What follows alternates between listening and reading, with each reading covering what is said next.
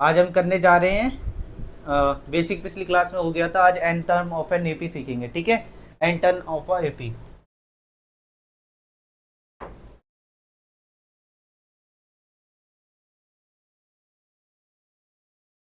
क्या मतलब, थोड़ा सा रिवीजन देते हैं। एन टर्म बने, जैसे मान लो मैंने आपको बताया था फर्स्ट टर्म A1 होता है, फिर A2, A3, A4, A5, ठीक है।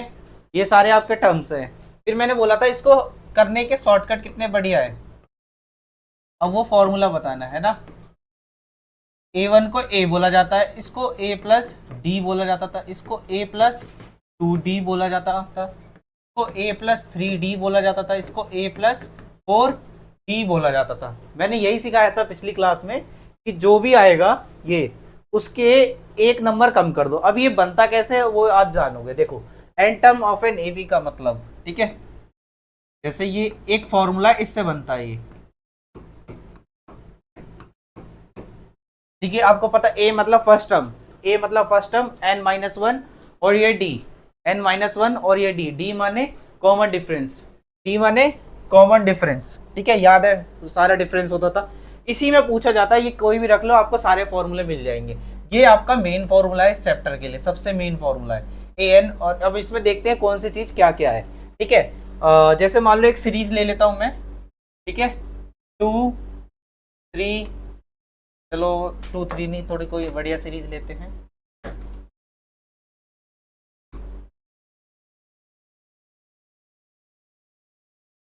हाँ, 1, 4, 7, 10, 13, ठीक है। अब ध्यान से देखो, ये जब सीरीज आती है कोई भी, तो इसमें हम बता सकते हैं ना ए क्या है ना। और डी कैसे पता लगेगा, पिछले में से अगला माइनस करके, 4 - 1, डी भी मिल गया 3, ठीक है। डी भी मिल गया 3। तो ये जो फॉर्मूला है ये आपको क्या बताना चाहता है, इसकी मदद से आप कोई भी नंबर फाइंड आउट कर सकते हो। कैसे, जैसे ये सीरीज चल रही है, मान लो अभी 5वें नंबर तक हमें नंबर दे रखे हैं, है ना। और अगर आप मान लो आपको 14 नंबर, 15वां नंबर, 16वां नंबर, 17, 18, 19, 20 पे कौन सा नंबर बैठा होगा ये पता करना है। तो आपको क्या मैंने सिखाया था, A20 करो। क्या करो, A20, ए एन की जगह A20, क्योंकि आपको टारगेट मिला है। A20 को करो, A20 में ए पुट करो, सीरीज के हिसाब से ए क्या है, 1 है, ठीक है। एन मतलब 20, एन मतलब नंबर ऑफ टर्म्स ना, कौन से पे चेक करना है, 20 पे चेक करना है। 20 - 1, 20 - 1, और इस डी की जगह लगा दो 3, इस डी की जगह लगा दो 3। तो आपको ये पूरा निकाल के देगा कि 20 प्लेस पे कौन सा नंबर बैठा होगा। ये फॉर्मूला ये निकाल के देता है। अगर आपकी सीरीज कंटिन्यू चल रही है तो आपका कौन से प्लेस पे कौन सा नंबर बैठा होगा ये बताएगा। तो करेंगे सॉल्व इसे, 1 + 20 - 1, 9, और 19 3 जा 57, फाइनल आंसर 58, फाइनल आंसर 58 हो गया है यहाँ पे, ठीक है। फाइनल आंसर 58 हो रखा है, ये देख लो। हाँ, समझ में आया ये क्या कहने चाह रहा है। सीरीज में कोई भी नंबर पता करने के लिए यही यही फॉर्मूला है। आगे कोई भी, मान लो 100 नंबर पे कौन सा नंबर बैठा होगा तो भी पता किया जा सकता है, बस एन की जगह 100 रख देना है, ये किया जा रहा है, ठीक है। नेक्स्ट, हाँ, अब आपने ये जान लिया तो आपको एक सीरीज में एक और चीज पता करनी होगी, जो कि अभी बताना पड़ेगा मुझे। देखो, जैसे बहुत सारे नंबर से एक और सीरीज ले लेता हूं मैं, 2, है ना, 4, 6, 8, 10, और मान लो इसका स्टॉप लगा देता हूँ, कहीं पे स्टॉप लगा देता हूँ, 50 पे लगा देते हैं, ठीक है। कभी कभार ऐसी भी सीरीज आपको देखने को मिलती है। फिर से ये आपका ए है, बी के लिए आपको क्या करना है, A2 - A1, या कहीं से भी अगला नंबर पिछले नंबर से माइनस कर दीजिए, ठीक है। अब ये आपका लास्ट नंबर है, तो लास्ट नंबर के देखो अलग अलग, यानी लास्ट टर्म है ना। ये first term, second term, third term, ये देखो ये सीरीज एंड हो चुकी है ना, क्योंकि डॉट करके 50 लिखा है, यानी ये जो सीरीज है 50 तक ले जानी है। 50 तक ले जाने का मतलब ये 50 पे एंड हो चुकी है। 50 पे एंड होने का मतलब यही लास्ट टर्म है, ठीक है, यही लास्ट टर्म है। और लास्ट टर्म को एक और नाम से डिनोट किया जाता है, जो ए एन है ना, सिर्फ A N, exactly A N last term भी होता है, ठीक है, लास्ट टर्म। और एल से भी डिनोट कर देते हैं, ठीक है, एल से भी डिनोट कर देते हैं लास्ट टर्म। अब ये क्या काम आएगा, क्योंकि देखो कई बार आपका nth टर्म आपके इससे भी निकाला जाता है लास्ट टर्म के हिसाब से। लास्ट टर्म का फॉर्मूला है, मतलब क्या है, पहले पहले मैं फॉर्मूला लिख देता हूं, ठीक है, फिर उसके हिसाब से ए एन अगर लास्ट टर्म दे रखा है उसके हिसाब से l minus n minus one d, ठीक है। इसका मतलब क्या है, देखो इसका मतलब ये है आपकी सीरीज उल्टी चालू होगी। उल्टी का मतलब समझ रहे हो, लास्ट से चालू करना है, from the last term of an AP तो बोलते हैं, फ्रॉम द लास्ट टर्म। अगर आपको सीरीज लास्ट टर्म से चालू करनी है, अभी आप कैसे चालू कर रहे थे, इस तरीके से चालू कर रहे थे, ठीक है, इस तरीके से चालू कर रहे थे। अब आप इस तरीके से चालू करेंगे, ठीक है। मान लीजिए आपका आंसर 50 है, ठीक है, मतलब 50 से सीरीज चालू हो रही है, इधर से बैकवर्ड चालू करोगे, है ना, रिवर्स काउंटिंग। पहला नंबर अगर इधर से स्टार्ट करोगे तो आपका पहला नंबर 50 है, यानी मतलब लास्ट टर्म एल क्या है आपका 50 है, ठीक है ना, माइनस अभी n माइनस वन रहने देते हैं। डी क्या है आपका, देखो इस सीरीज में डी टू ही है, इस सीरीज में डी टू है। अब n की जगह क्या आएगा जब हमें पूछा जाएगा, मान लो अब हमें ये नंबर्स नहीं पता, हमने लास्ट से चालू किया, हम मान रहे हैं चौथे नंबर पे कौन सा नंबर बैठा है, चौथे का मतलब A4 यानी 4 माइनस वन, ठीक है। अब इसे सॉल्व करके देखो 15 माइनस 4 माइनस वन 3, ठीक है, 50 माइनस 50 माइनस क्या निकल तो रहा है क्या, 3 माइनस 3 टू जा 6, 50 माइनस 6 कौन सा नंबर आएगा 44, ठीक है। यानी इसका मतलब ये यहां से चौथा टर्म, यहां से चौथा टर्म कौन सा होगा 50, है ना, सेकंड मतलब ये फर्स्ट टर्म हो गया अगर यहां से देखा जाए तो, फर्स्ट सेकंड थर्ड फोर्थ, या फिर फोर्थ लास्ट, कहते हैं ना फोर्थ लास्ट, इस तरीके से लास्ट ये इससे लास्ट यहाँ पे आएगा, इससे लास्ट मतलब ये वाला नंबर, ये क्या आएगा 44। तो कभी कभी आपको सीरीज लास्ट से भी निकालनी पड़ती है, कभी कभी आपको सीरीज सामने से भी निकालनी होती है। लास्ट से निकालने का ये फॉर्मूला है ना, और पीछे से निकालने का ये वाला फॉर्मूला है आपका, कहाँ गया ये, ठीक है, ठीक है। 5.2 एक्सरसाइज स्टार्ट करने जा रहा हूँ, ठीक है। पहला क्वेश्चन देखो, पहला क्वेश्चन मैं लिख देता हूँ, बहुत इजी है, fill in the blanks box बनी हुई है इसके अंदर, फिल इन द ब्लैंक्स को भरना होगा, ठीक है। सबसे पहले मैं इन्फॉर्मेशन लिख देता हूँ 5.2 का फर्स्ट क्वेश्चन का फर्स्ट एक्सरसाइज 5.2 का क्वेश्चन फर्स्ट का फर्स्ट, कुछ बॉक्सेस दिए हुए हैं, है ना, उसमें से कुछ चीजें गायब होंगी, उसे फॉर्मूले में रखना है, बहुत सिंपल चीजें है। अब देखो जैसे एक टेबल बना के दे रखी है ए, है ना, बी, एन और ए एन। अब इनके आगे आगे कुछ दे रखे हैं ना, ये रख करके यहाँ लिखता हूँ फर्स्ट का फर्स्ट, ठीक है। ध्यान से देखो, ए की जगह पे 7 दे रखा है, बी की जगह पे 3 दे रखा है, एन की जगह पे 8 दे रखा है। यहाँ पे अगर ऐसे डैश है इसका मतलब इसे फाइंड आउट करना बहुत ईजी है। इसका फॉर्मूला दिख रहा है जिसके अंदर ये चारों टर्म्स आते हैं, बस एक ही फॉर्मूला मैंने अभी आपको लिखवाया है, A plus N minus one D, बस इसे फिल इन द ब्लैंक्स की तरह बनना है। ए एन की जगह कुछ भी नहीं है तो ए एन रहेगा, ए की जगह पे 7 आ जाएगा, ठीक है, एन की जगह पे 8 आ जाएगा और डी की जगह पे 3 आ जाएगा। इसको सॉल्व करते ही आपको अपना ए एन मिल जाएगा। 7 8 माइनस 1 होता है 7, मल्टीप्लीकेशन 3, ठीक है, 7 प्लस 7 इंटू 3 21, 21 और 7 28।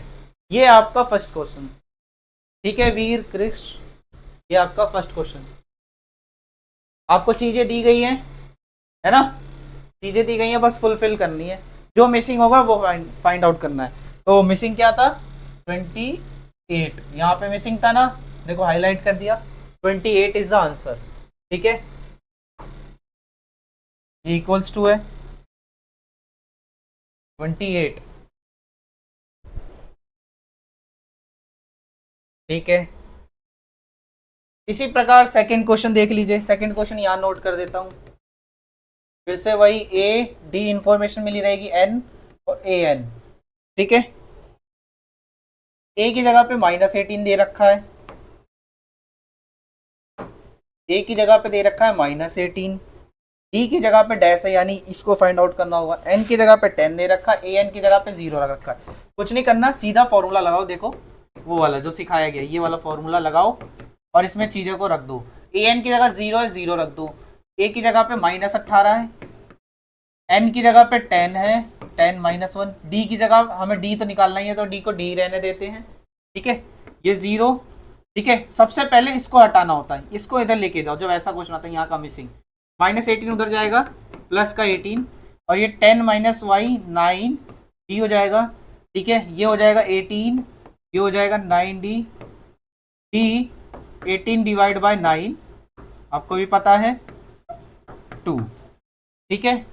2 ऑफ द एपी, यानी तीसरा टर्म बताना है, तीसरा टर्म बताना है ऑफ द एपी। एपी क्या है? 10, 7, 4। ऑप्शंस भी दे रखे हैं, तो ऑप्शन से हमें ये क्वेश्चन विदाउट ऑप्शन भी कर ले जा सकते हैं, बाद में देख लेंगे। 30 टर्म का मतलब है कि पहले तो फॉर्मूला लगा लो, a + n - 1 d, यानी a 30 निकालना है। 30 पे कौन से नंबर पे? 30 पे कौन सा नंबर बैठा हुआ है? तो a आपका क्या है? 10। a आपका क्या है? 10। अब n आपका क्या है? 30। 30 - 1। अब d की जगह पे, तो d की जगह पे ऐसे लिख लेना होगा पेपर में पर पहले से कि a 10 है, मेंशन करके दिखा देना होगा। और d 7 - 10 जो कि कितना देता है आंसर? -3। तो यहाँ पे लिख दो -3, मल्टीप्लिकेशन में है। तो a 30 का आंसर आने वाला है 10 प्लस 30 - 1 29 -3, ठीक है। 10 प्लस माइनस कितना होगा ये? 21 - 3 87 -87, और A30 इक्वल टू 10 - 87, यानी कि इसका आंसर होना चाहिए -77, -77, ठीक है। -77 ऑप्शन में है, हाँ है, यानी करेक्ट आंसर है, ठीक है।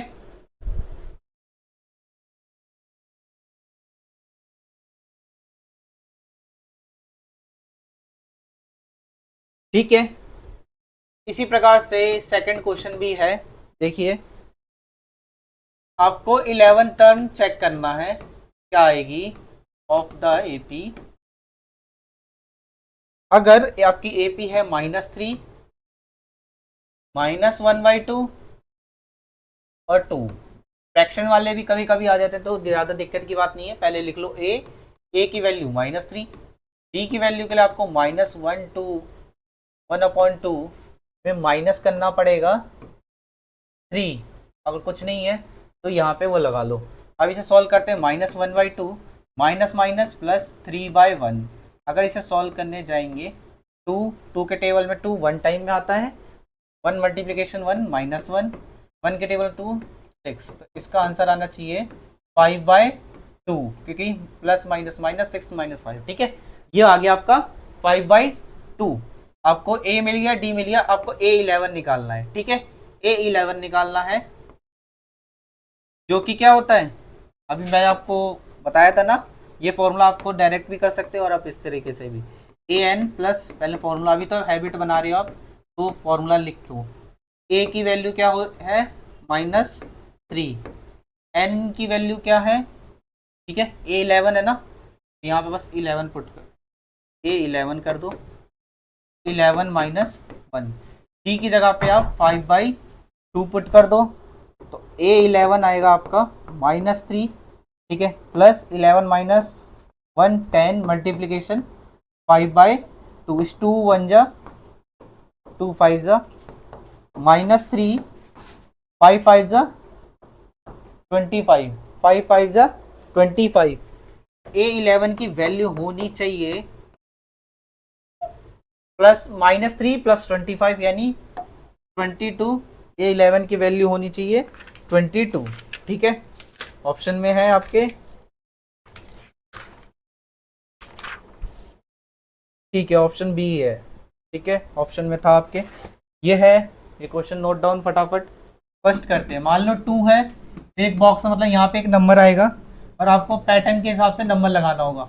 अब सुनो, अगर आपकी ये सीरीज है, अगर आपकी ये सीरीज है तो इसका नाम ए होना चाहिए क्योंकि ये फर्स्ट पे बैठा हुआ है, ठीक है। और क्या बोलते हैं, ये सेकंड टर्म होता था A2, यानी A प्लस डी बोला जाता है इसे, है ना। सेकंड टर्म को आपको भी पता है, मैं लिख देता हूँ पहले ढंग से।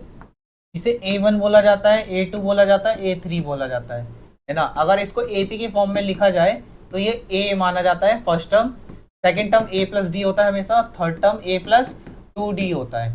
अगर आप ध्यान से देखो आपको किस किस की वैल्यू दी है, समझने पे पहले ध्यान देना, नोट मत करना, बहुत दिक्कत होगी, वरना A की वैल्यू 2 दे रखी है, यानी है ना, ये समझो इस तरीके से।